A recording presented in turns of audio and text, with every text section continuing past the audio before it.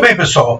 Nós vamos falar nessa videoaula sobre a coordenação intramuscular, já começando a entrar nos aspectos mais específicos das adaptações neurais e da maneira como o músculo consegue aumentar sua capacidade de produzir força, ainda sem que a hipertrofia muscular esteja presente. Então, nessa videoaula a gente vai falar dos elementos que vão gerar esse aumento da força através do componente neural, mas realizado dentro do próprio músculo e não entre músculos. Entre músculos é a coordenação intermuscular e é assunto da nossa próxima videoaula. O que a gente tem que ter em mente aqui, pessoal, logo de cara? Quando a gente pensa em uma unidade motora, ou seja, o motoneurônio e todas as fibras que são inervadas por ele, eu tenho que ter com boa clareza que todas as fibras que constituem uma unidade motora têm as mesmas propriedades ou mesmas características. A razão disso é simples, é o mesmo motoneurônio que está inervando cada uma delas, então é o mesmo tipo de impulso elétrico, a mesma magnitude, mesma frequência, né, do impulso que está chegando até cada uma dessas fibras. Então, todas as fibras vão ser do mesmo tipo, vão ter as mesmas propriedades, mesmas características. Em função disso, a gente deixa até de falar de fibras e passa a falar de unidades motoras de contração lenta, ou unidades motoras do tipo 1, unidades motoras do tipo 2A, 2X e por aí vai. Então, dentro da unidade motora, todas as fibras terão o mesmo tipo de característica, mesmas propriedades vão ser apresentadas.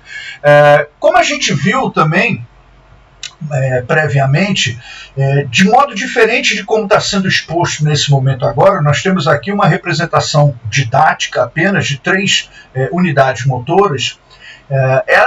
As fibras das unidades motoras não ficam lado a lado, bonitinhas, organizadas desse jeito como essa imagem está sugerindo aqui. Na verdade, elas ficam espalhadas pelo músculo como um todo. O que é interessante porque quando essa unidade motora é acionada, ela não vai contrair apenas aquele trecho pequeno do músculo. Parece que como está espalhado pelo músculo como um todo, essa dispersão, né, do posicionamento das fibras de uma mesma unidade motora acaba gerando uma contração mais ampla dentro do músculo, e possivelmente isso deve favorecer até mesmo a geração de força para a realização do movimento. Então, só para deixar claro isso para a gente, a organização estrutural delas, né, ou arquitetônica, não é desse jeito aqui, uma do lado da outra, mas espalhada de forma bastante dispersa pelo músculo. Isso é importante a gente entender. Outra coisa que é importante a gente entender, pessoal, é que quando um potencial de ação é gerado no motoneurônio, todas as fibras dessa unidade motora vão ser recrutadas ou acionadas, despolarizadas simultaneamente. Então, numa unidade motora, todas as fibras da unidade motora vão ser recrutadas ou nenhuma delas será.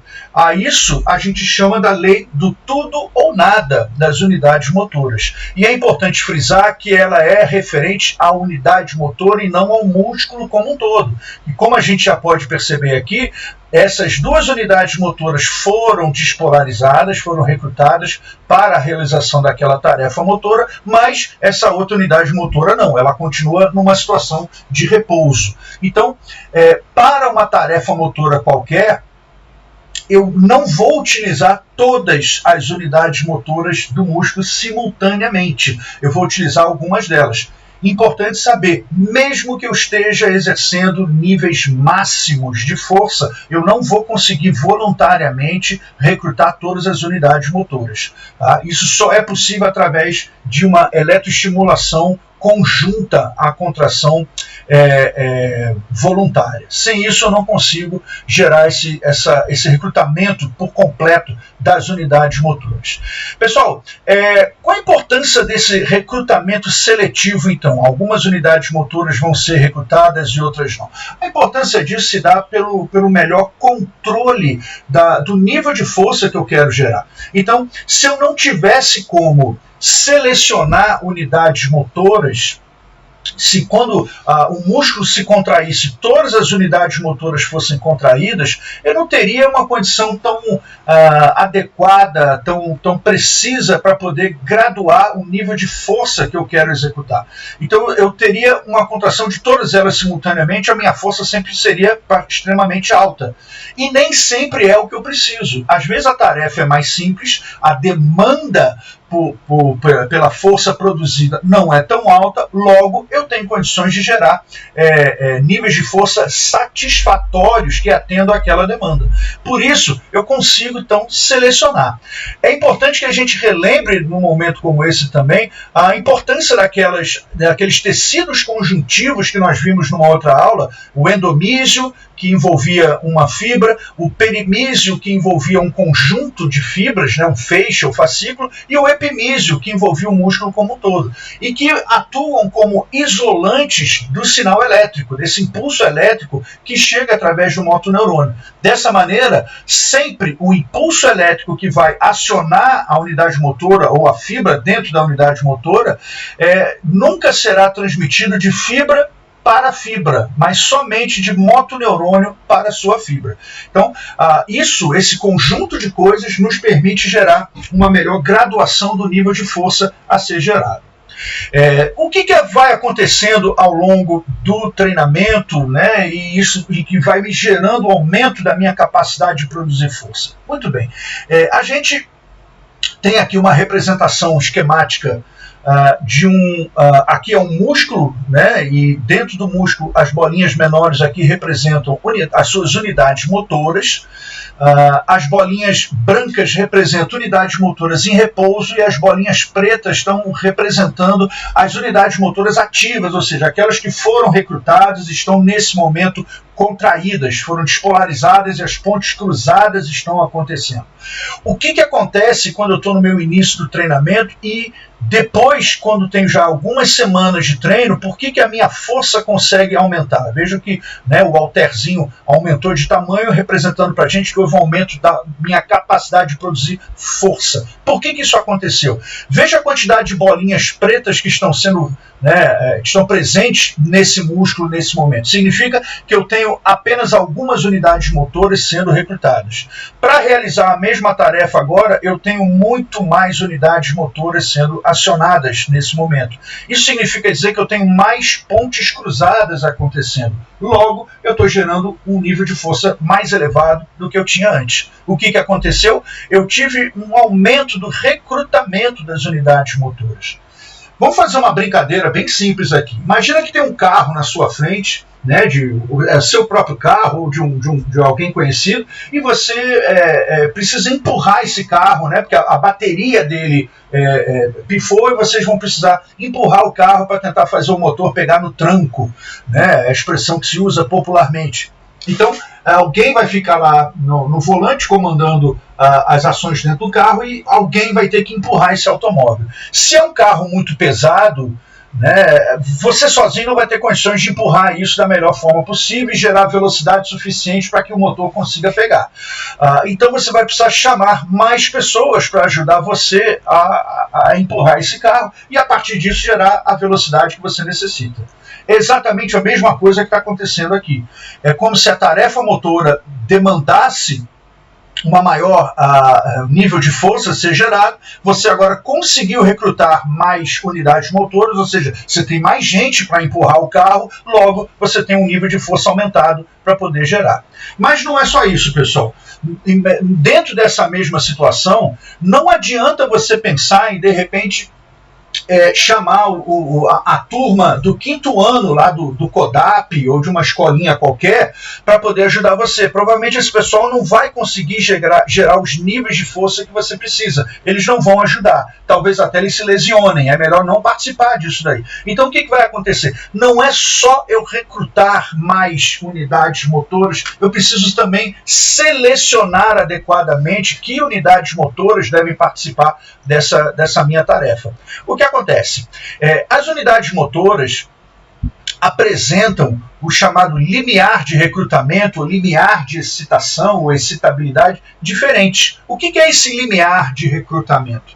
É a quantidade de carga elétrica que o potencial de ação deve gerar. Então, eu tenho que ter uma dada magnitude de carga elétrica do potencial de ação para que aquela unidade motora seja despolarizada, que ela seja recrutada.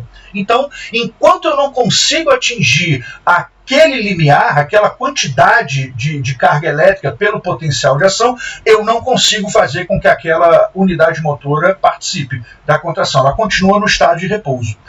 O que a gente vê? As unidades motoras do tipo 1 tipicamente possuem, a maior parte delas, possuem um limiar de recrutamento mais baixo do que as unidades motoras, ou pelo menos a maior parte das unidades motoras dos tipos 2, tanto 2A como 2X, suas variações. Então, as do tipo 1 vão sempre ter, ou na maior parte das vezes, um limiar de recrutamento mais baixo.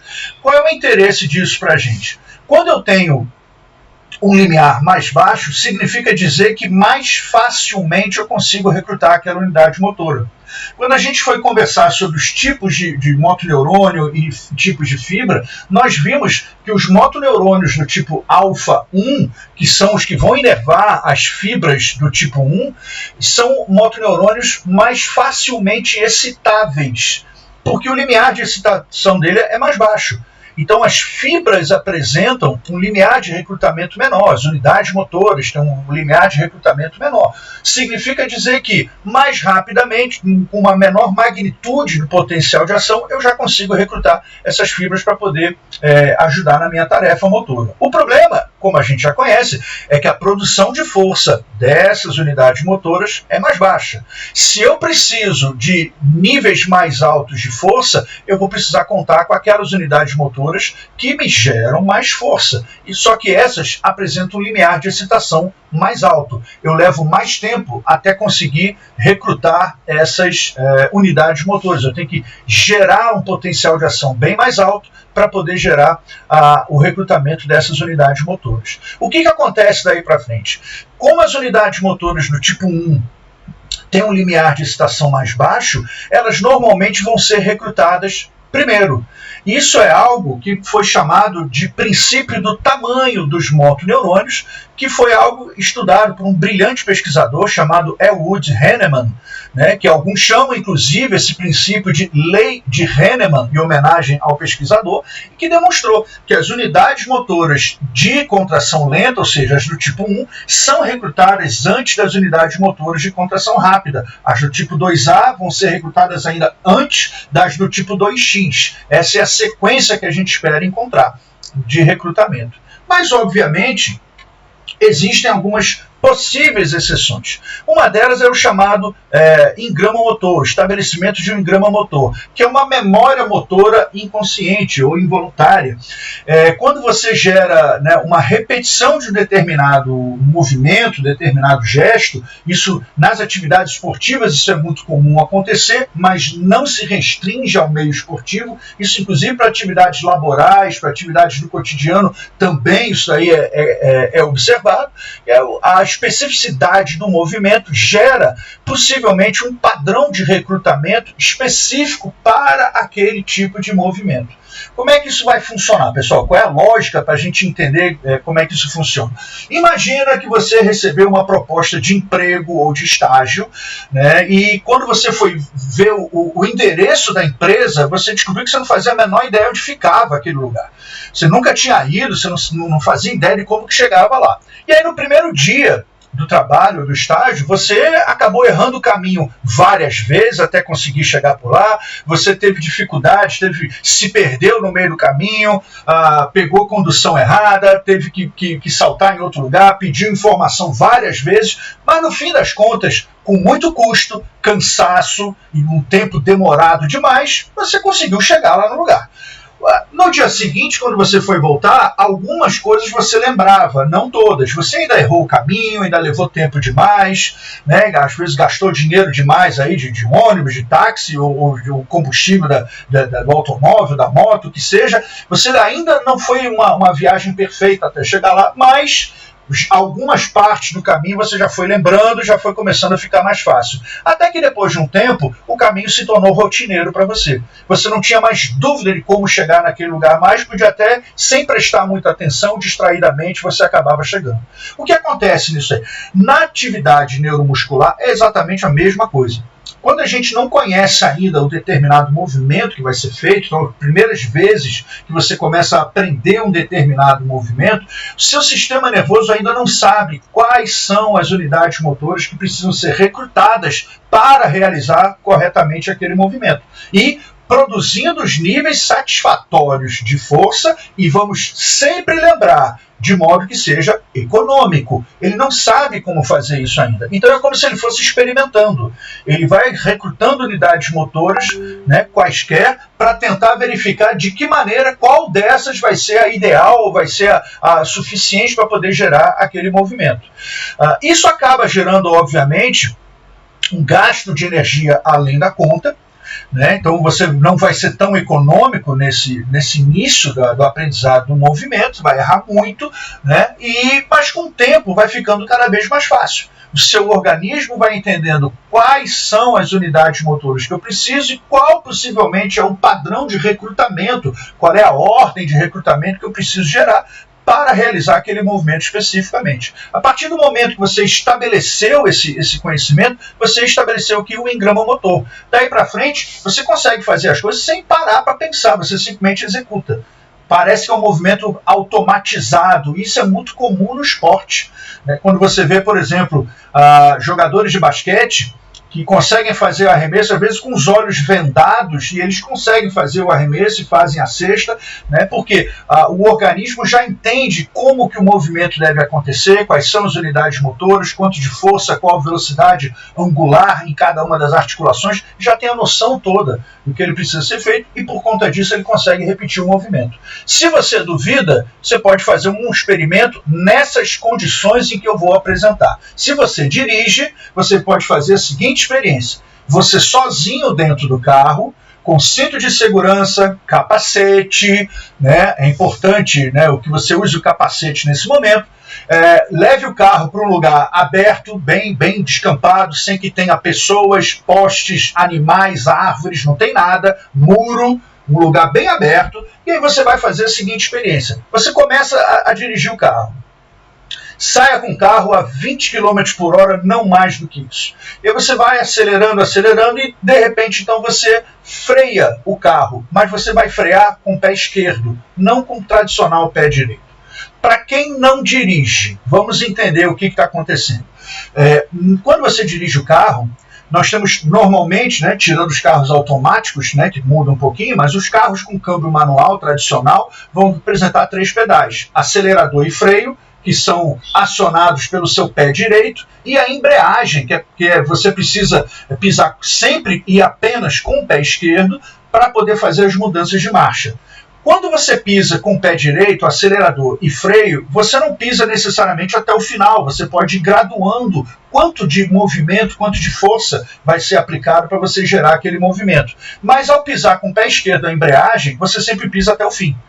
Né? E isso é feito para permitir que você faça a mudança de marcha. Então você não faz o pé da embreagem, né, pelo meio do caminho, você vai até o final, mesmo que depois você retorne um pouco, mas você primeiro precisa pisar até o fim. O que acontece? Quando você resolve tentar pisar o freio com o pé esquerdo, o seu engrama motor já estava determinado para que o pé esquerdo vá até o final. Então você vai frear até o final. Por isso eu pedi para você estar de cinto de segurança, capacete e com apenas 20 km por hora, não mais do que isso. Porque você vai parar o carro bruscamente e você vai ser projetado para frente. Sem o cinto, sem o capacete, você vai bater com a testa no seu para-brisa, portanto, não faça isso de forma irresponsável. Então, só para a gente entender como é que funciona o engrama motor. Várias atividades no nosso dia a dia, a maneira como você mexe o seu café, né, se você botou o açúcar, adoçante, o que for, a maneira como você mexe o seu café, tudo isso são movimentos que são repetitivos, né? A própria maneira de escrever também é um movimento repetitivo que você vai aprendendo e estabelecendo esses engramas motores.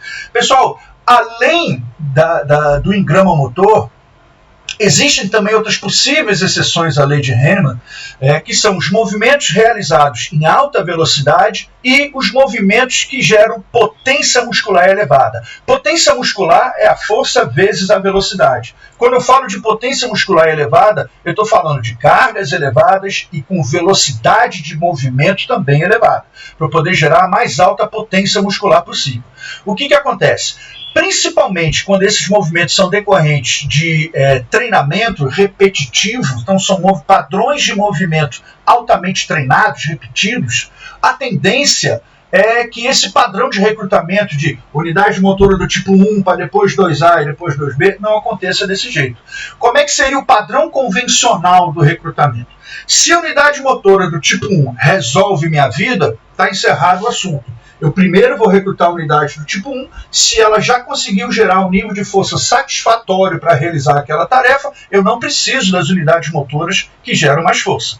Mas, se ela não atendeu a minha demanda, eu passo a recrutar imediatamente as unidades motoras mais fortes. São as do tipo 2A, são as próximas. Porque eu tenho que pensar sempre em economia de energia, economia de movimento. Então eu fui nas do tipo 1, que são as mais econômicas, elas não resolveram, eu passei para a 2A. Se a 2A resolveu o problema, encerrado o assunto. Se ela não resolver o problema, nós vamos ter que passar para a minha tropa de elite, as que fazem mais força entre todas elas, nós vamos agora para 2X.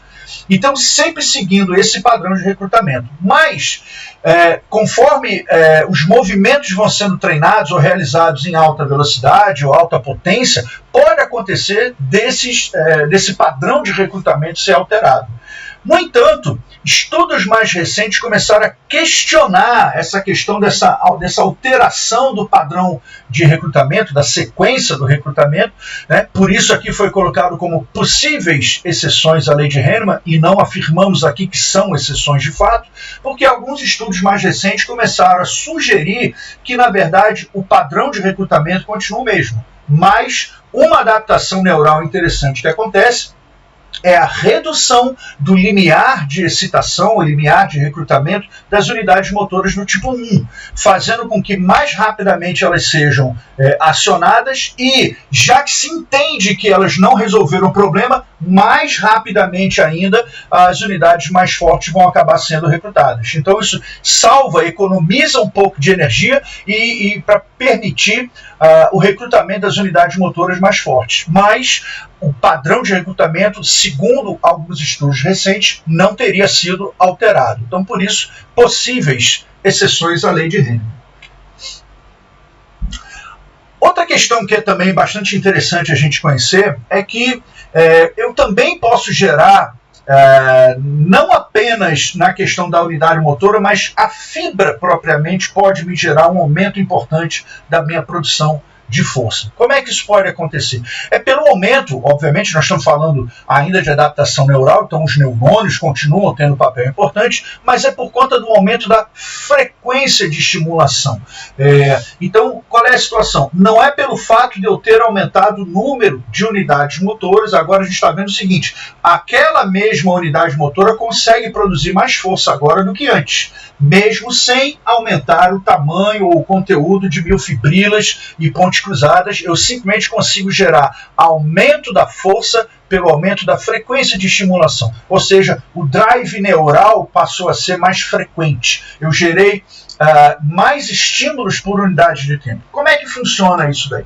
Quando eu gero um estímulo qualquer do motoneurônio para aquelas fibras, né, da unidade motora, as fibras elas vão ser despolarizadas, elas geram o chamado abalo, o termo em inglês é twitch, né? Então é o abalo, é como se tivesse, né, gera uma contração, um abalo, como se fosse uma sacudida na fibra naquele momento, né, para poder gerar todo o movimento de contração e gera esse movimento e dali para frente entra já num período de relaxamento. Então começa a ser acionado o relaxamento daquela fibra ou daquelas fibras dentro da unidade motora. Então eu tenho uma onda acontecendo aqui de estimulação e isso está gerando um abalo simples. A questão é que quando eu faço abalos consecutivos, né, os estímulos consecutivos, o segundo estímulo, por exemplo, aqui aconteceu antes que a primeira onda tivesse se interrompido, tivesse sido finalizada. Então,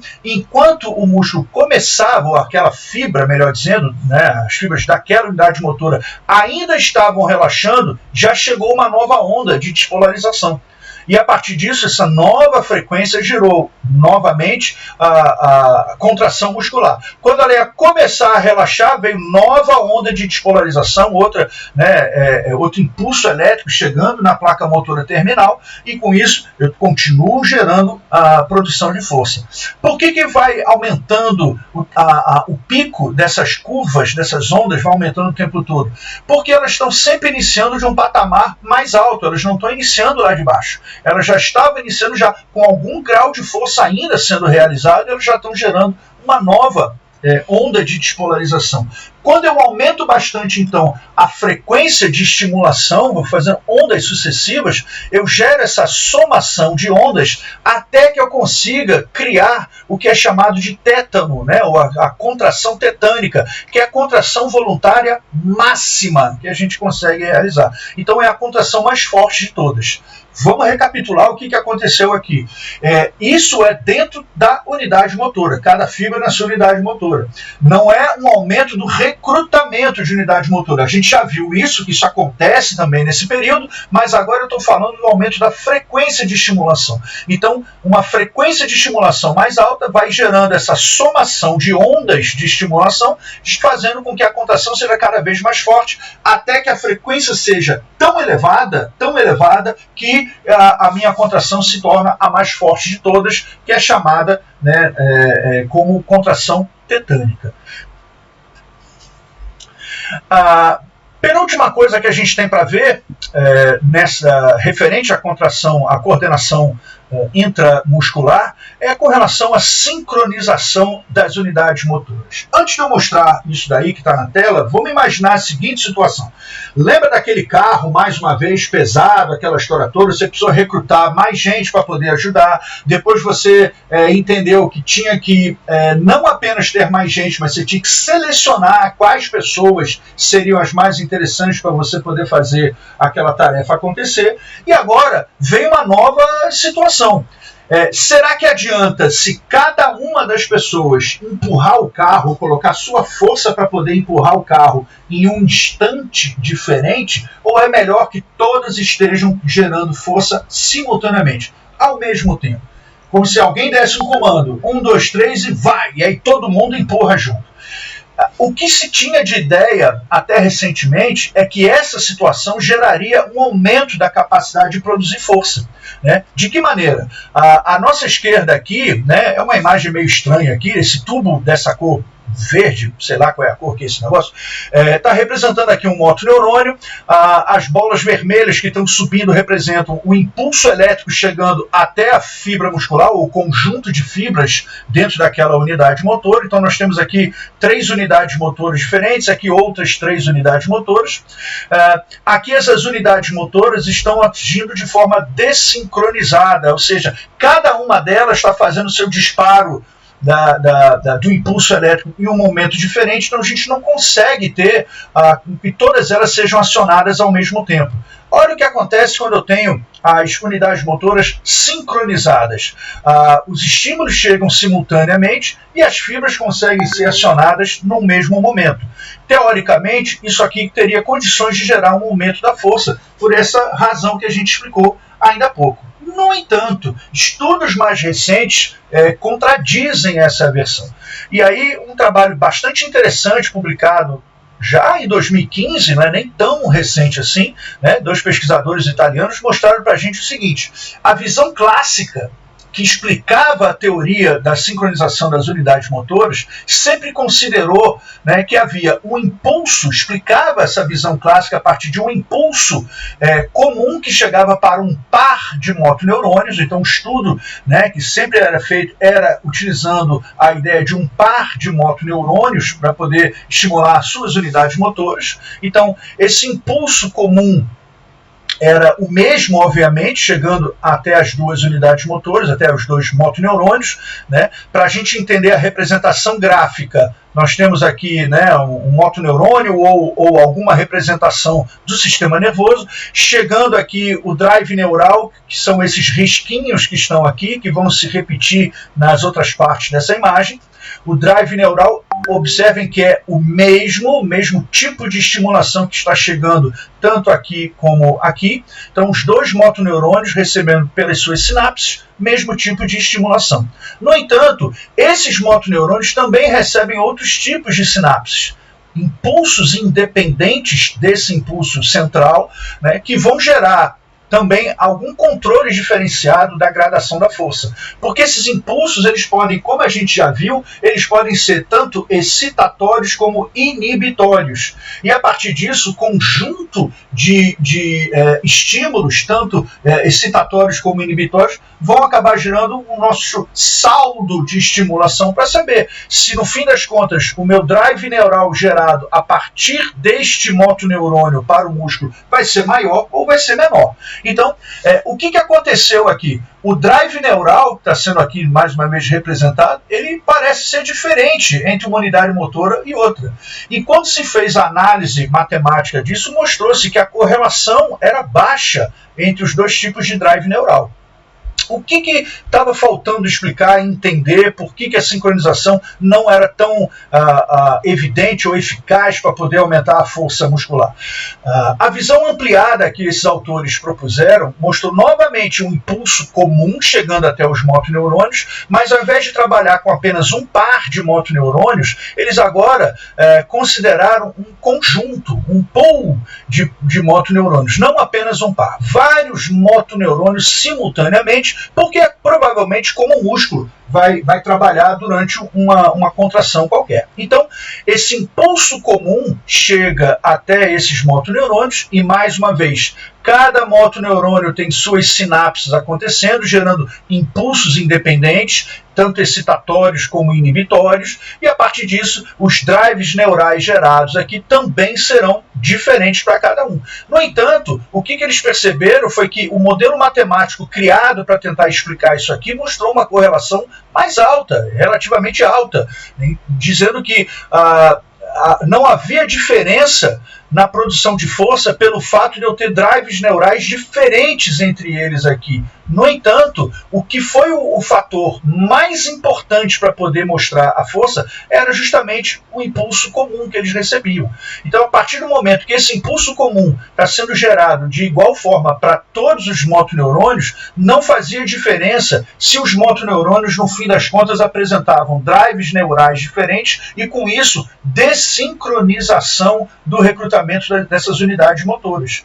Isso mostrou que não houve diferença. Inclusive, estudos feitos com animais, né, mostraram que uma frequência de estimulação baixa favoreceu, na verdade, o tipo de estimulação assíncrona para gerar mais força.